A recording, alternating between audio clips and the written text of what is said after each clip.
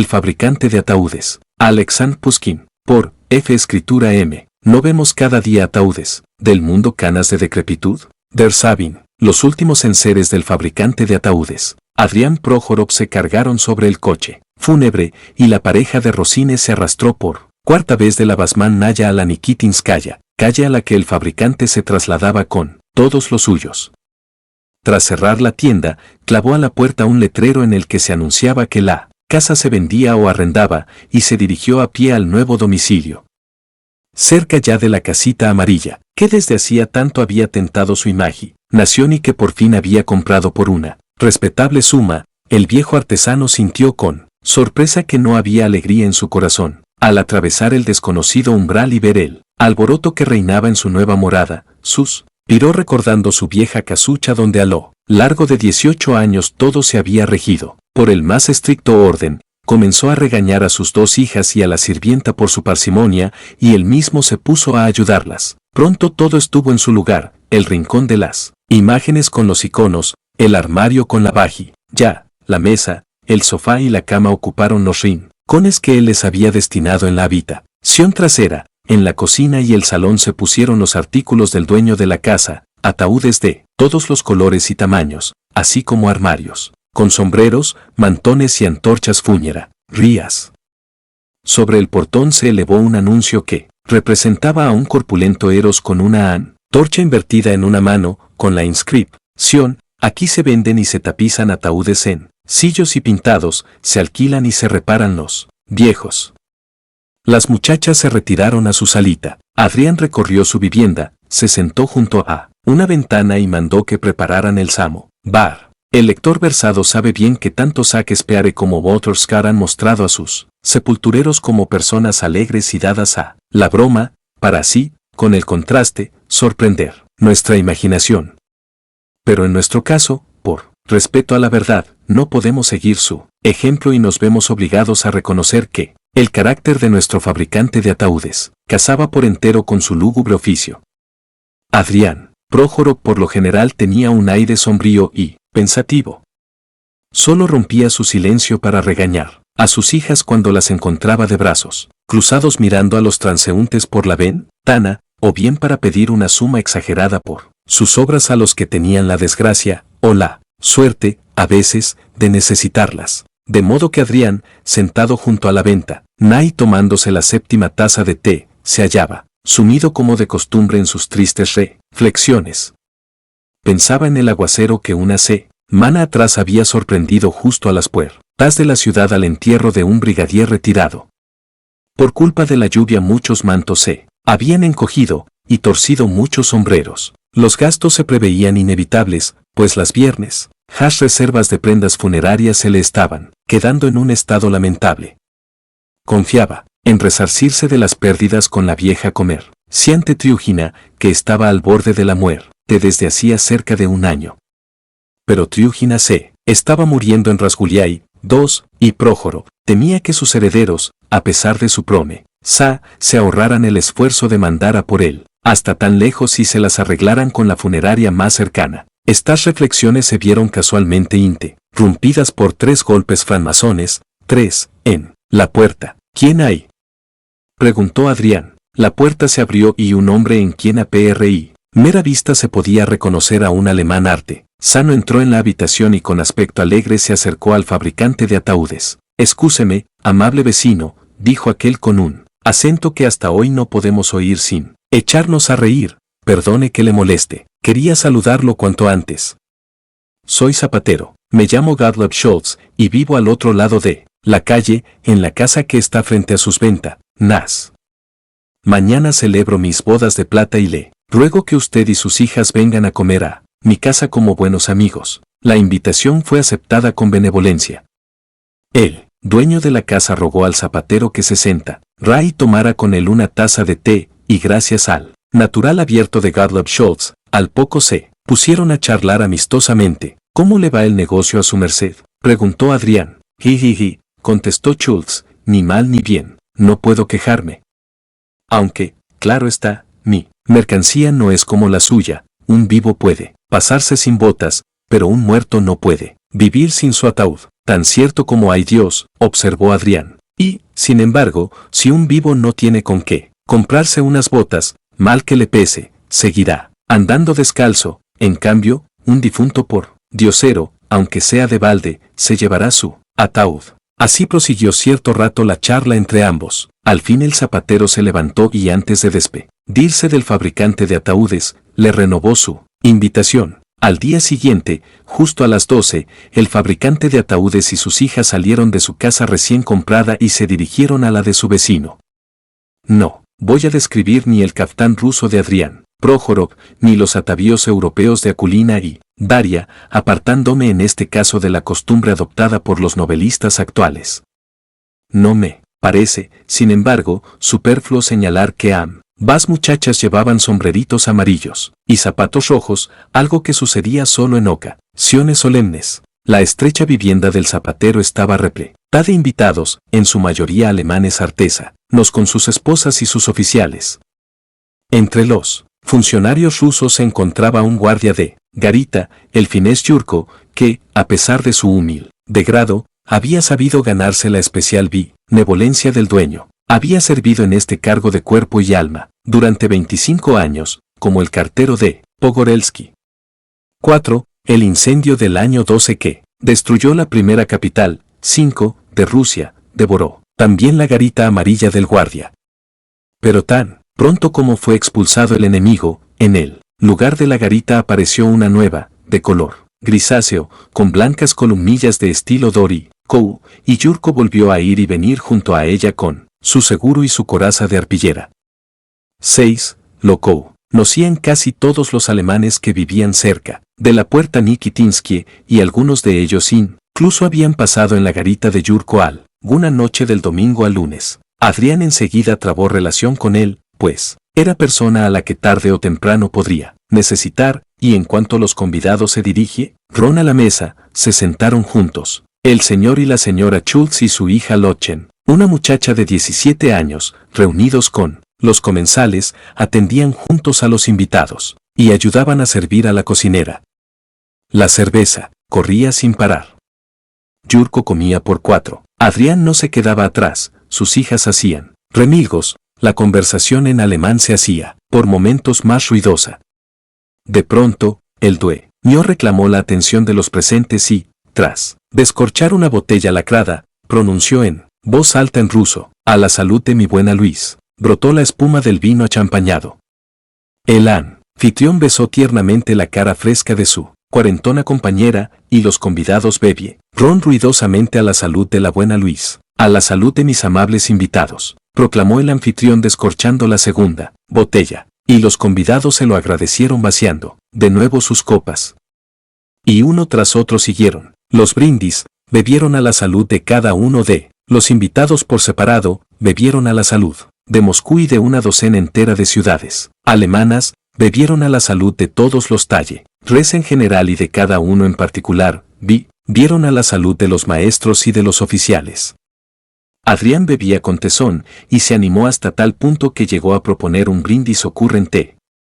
De pronto uno de los invitados, un gordo panadero, levantó la copa y exclamó: «A la salud de aquellos para quienes trabajamos, Ansere Kund Leute». 7. La propuesta, como todas, fue recibida con alegría y de manera unánime. Los convidados comenzaron a hacerse reverencias los unos a los otros, el sastre al zapatero, el zapatero al sastre, el panadero a ambos, todos al panadero, etc. Yurko, en medio de tales reverencias recíprocas, gritó dirigiéndose a su vecino: «¿Y tú? Hombre, brinda a la salud de tus muertos». Todos se echaron a reír, pero el fabricante de ataúdes se sintió ofendido y frunció el ceño. Nadie lo había notado. Los convidados siguieron bebiendo y ya tocaban a vísperas cuando empezaron a levantarse de la mesa. Los convidados se marcharon tarde y la mayoría achispados. El gordo panadero y el encuadernador, cuya cara parecía envuelta en encarnado codobán, 8, llevaron del brazo a Yurko a su garita, observando en esta ocasión el proverbio ruso: «Hoy por ti, mañana por mí». El fabricante de ataúdes llegó a casa borracho y de mal humor, porque, vamos a ver, reflexionaba en voz alta, ¿en qué es menos honesto mi oficio que el de los demás? ni que fuera yo hermano del verdugo. ¿Y de qué se ríen estos herejes?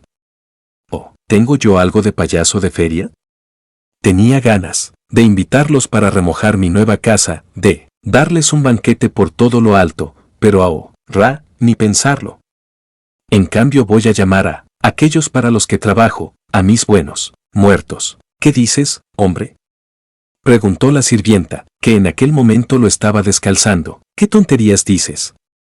Santiguate. Convidar a los muertos. ¿A quién se le ocurre? Como hay Dios que lo hago. Prosiguió Adrián.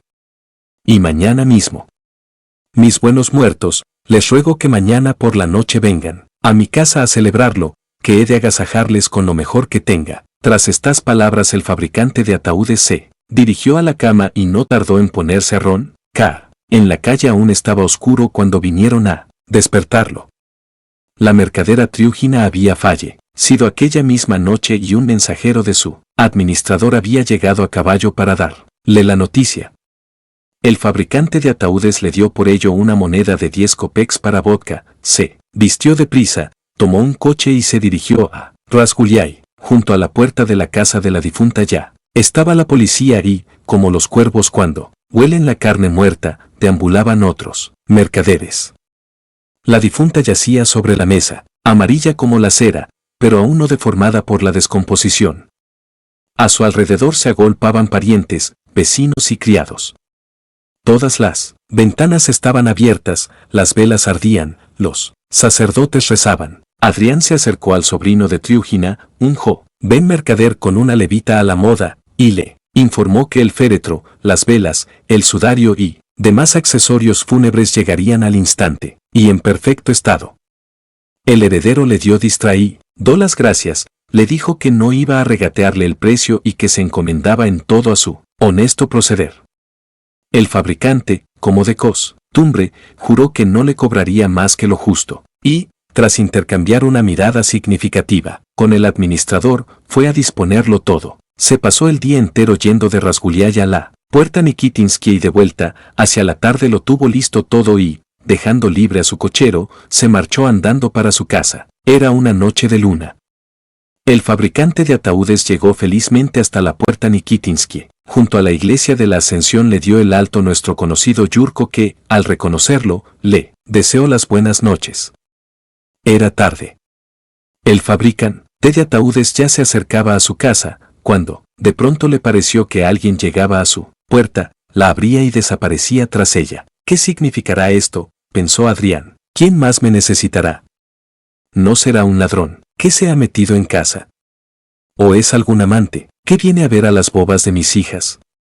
Lo que faltaba, y el constructor de ataúdes se disponía ya a llamar en su ayuda a su amigo Yurko, cuando alguien que se acercaba a la valla y se disponía a entrar en la casa, al ver al dueño que corría hacia él, se detuvo y se quitó de la cabeza un sombrero de 3 picos. A Adrián le pareció reconocer aquella cara, pero con las prisas no tuvo tiempo de observarlo como es debido. ¿Viene usted a mi casa?, dijo jadeante Adrián. Pase, tenga la bondad. Nada de cumplidos, hombre, contestó él, otro con voz sorda. Pasa adelante y enseña a los invitados el camino. Adrián tampoco tuvo tiempo para andarse con cumplidos. La portezuela de la verja estaba abierta, se dirigió hacia la escalera y el otro le siguió.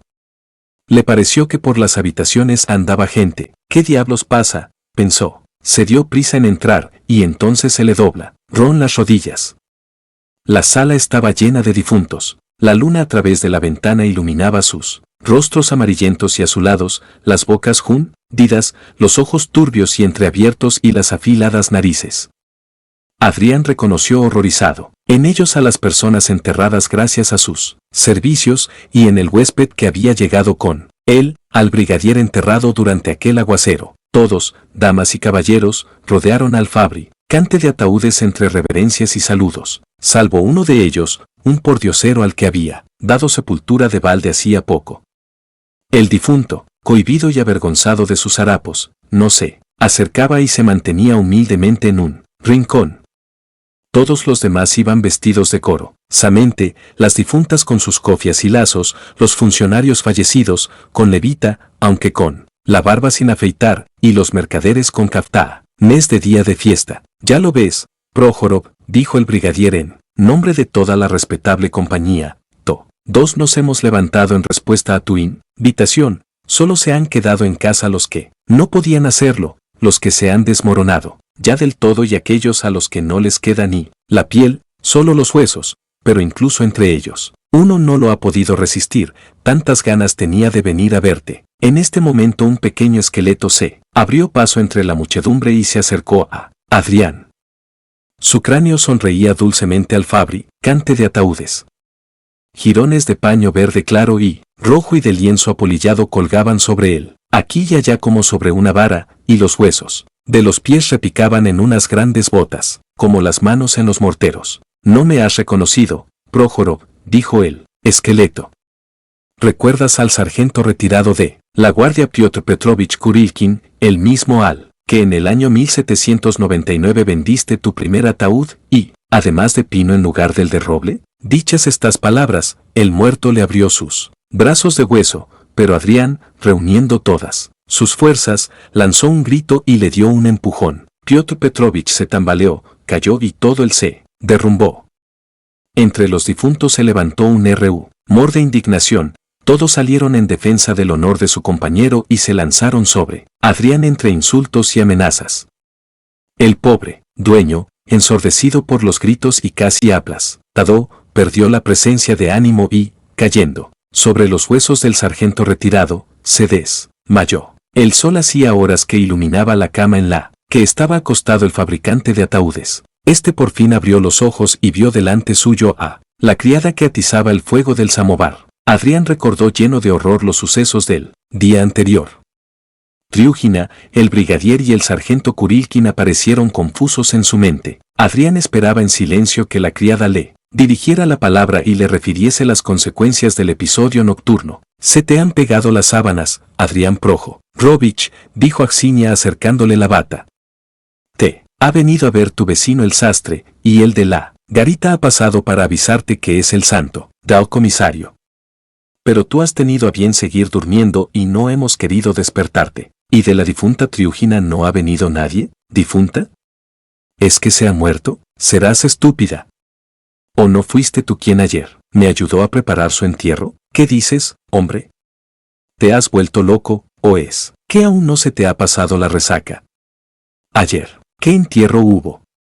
Si te pasaste todo el día de jarana en casa del alemán, volviste borracho, caíste redondo en la cama y has dormido hasta la hora que es, que ya han tocado a misa. No me digas», exclamó con alegría el fabricante de ataúdes. «¿Cómo lo oyes?», contestó la sirvienta. «Pues si es así, trae enseguida el té y ve a llamar a mis hijas. Gracias por leer este libro en F Escritura M.